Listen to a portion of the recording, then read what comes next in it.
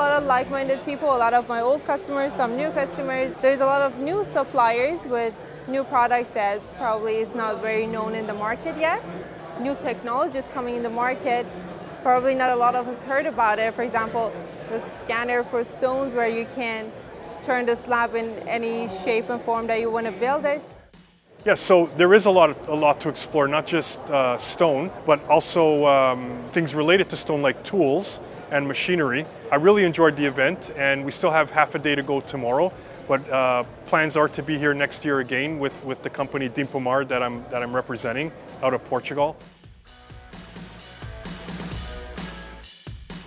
What we do notice that we find quality customers over here. It's not about a lot of people, but the right people over here, and that kind of keeps us kicking and keeps us coming here and again.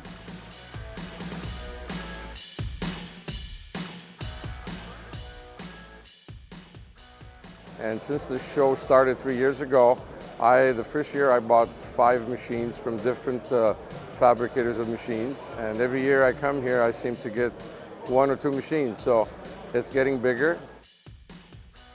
Really happy to be a sponsor of the show. I've seen it grow every year since. COVID was really tough for us, so we're really happy to see everything coming back together. Meeting new vendors, meeting new customers, seeing the growth of our customers as well, and have them come back to the booth. It's always a benefit of coming to the show. If you haven't been here before, you better come.